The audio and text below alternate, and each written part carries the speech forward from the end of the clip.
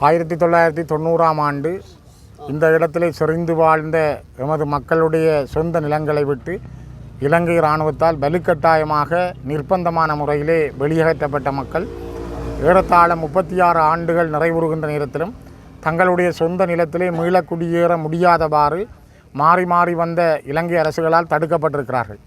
யுத்தம் முடிந்து ஏறத்தாழ 17 ஆண்டுகள் முடிவிட்டிருந்தாலும் இந்த வலிகாமம் வடக்கு யாழ்ப்பாணத்தினுடைய வலிகாமம் வடக்கு பகுதியில் இருக்கின்ற கிட்டத்தட்ட 2400 ஏக்கர் வரையான காணி பகுதிகள் இன்னும் அந்த சொந்த மக்களிடம் கையளிக்கப்படவில்லை. இதில் போராட்டம் நடத்துகின்ற மக்கள் இன்றும் பல நண்பர்கள் அல்லது உறவினர் வீடுகளில் அகதி முகாம்களிலே வாழ்ந்து கொண்டிருக்கிறார்கள். இப்பொழுது கூட பொறுப்பெடுத்து கொண்டு 2 ஆண்டுகளை நெருங்குகிற அனுர அரசு கூட கூறியிருந்தார்கள், நாங்கள் வந்தவுடன் அந்த மக்களை சொந்த இடங்களிலே குடியேற்றுவோம் என்று. இப்போ நாங்கள் நின்று பேசுகின்ற இந்த இடத்தில் கூட பல மக்கள் வாழ்ந்த பிரதேசங்கள் இராணுவத்தினுடைய தோட்ட நிலங்களாக, இராணுவத்தினுடைய சிஎஸ்டி என்கிற சிவில் பாதுகாப்பு பிரிவினர் தோட்டம் செய்கின்ற, மரக்கறி வியாபாரம் செய்கின்ற, கடைகள் நடாத்துகின்ற இடமாக இருக்கிறது தவிர இது ஒரு பாதுகாப்புக்கு குந்தகமான அல்லது பாதுகாப்புக்கு தேவையானதும் அல்ல. 17 ஆண்டுகள் இந்த மண்ணிலே வெடிச்சத்தங்கள் இல்லை, யுத்தம் நடைபெறவில்லை, மக்கள் தெருக்களிலே தான் இருக்கிறார்கள். அந்த மக்களுடைய சொந்த நிலத்திலே சென்று இருப்பதற்கு அனுமதிக்காதவாறு இந்த அரசும் பழைய அரசுகள் மேற்கொண்ட அதே அராஜகத்தையும் அதே பிடியையும் அவர்கள் மேற்கொள்ளுகின்றார்கள். அதனை நாங்கள் எதிர்த்துத்தான் இந்த இடத்திலே மக்கள் இன்றைய தினம் கூட இந்த அடையாள போராட்டத்தை செய்கின்றார்கள். தொடர்ச்சியாக அவர்கள் ஒவ்வொரு வெள்ளிக்கிழமையும் ஒவ்வொரு நாட்களும் தங்களுடைய நிலத்துக்கு செல்ல வேண்டும் என்பதற்கான போராட்டத்தை முன்னெடுத்து வருகின்றார்கள். குறிப்பாக இந்த மக்களுடைய கோரிக்கை நியாயமானது. மனித உரிமை ஆர்வலர்கள், சர்வதேச சமூகம் கூட இந்த இடங்களை வந்து பார்த்தால் தெரியும், இங்கு இராணுவத்துக்கு தேவையான நிலங்கள் அல்ல, அவருடைய முகாம்கள் தவிர்ந்த ஏனைய இடங்களை உடனடியாக விடுவித்து அந்த மக்கள் தங்களுடைய சொந்த நிலங்களிலே குடியேறி தாங்கள் தோட்டம் செய்து வாழக்கூடிய நிலை உருவாக்கப்பட வேண்டும்.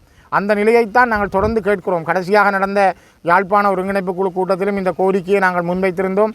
கௌரவ தவிசாளர் சுகிர்தன் அவர்களும் அதனை முன்மொழிந்து நாங்கள் வழிமொழிந்திருந்தோம்.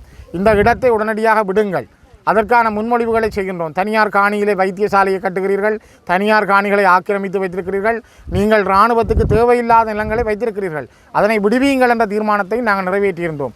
அதனை விட எவ்வளவு மக்கள் குடியேற வேண்டும், எவ்வளவு காணிகள் இன்னும் உங்களோட கையில் இருக்கிற என்ற விவரங்களை கூட வெளியிடுங்கள் என்றும் நாங்கள் கேட்டிருந்தோம்.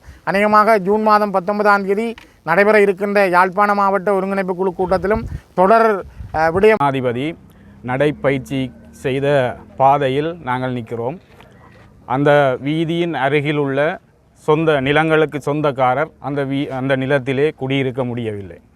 எங்களுடைய மக்கள் 35 ஆண்டுகளுக்கு மேலாக இங்கிருந்து துரத்தப்பட்டு இன்று வரை அவர்கள் சொந்த நிலத்துக்கு காலடி வைக்க முடியாத நிலைமை இருக்கிறது.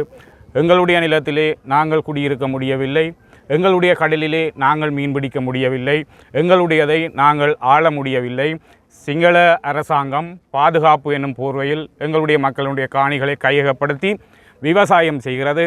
அந்த விவசாய உற்பத்தி பொருட்களை இராணுவம் சந்தையில் கொண்டு வந்து விற்கிறது. அந்த காணிகளுக்கு சொந்தக்காரர் அந்த மரக்கறியை வாங்கி சாப்பிட்டு தெருவில் நிற்கிற நிலைமை இருக்கிறது. இந்த நிலைமை உலகில் இருக்கிற எந்த ஒரு இனத்துக்கும் ஏற்படக்கூடாது. எங்களுடைய மக்கள் அவர்களுடைய சொந்த நிலத்திலே குடியமர்த்தப்பட வேண்டும், அவர்களுடைய நிலங்கள் விடுவிக்கப்பட வேண்டும். விடுவிக்கப்படும் வரை எங்களுடைய போராட்டம் தொடரும். நாங்கள் நிற்பது பலாலி சந்தியிலே, கடற்கரை பகுதி அண்மித்த பகுதியிலே. இந்த இடத்துல நாங்கள் ஒரு முக்கியமான ஒரு விஷயத்தை பகிர்ந்து கொள்ள விரும்புகிறேன்.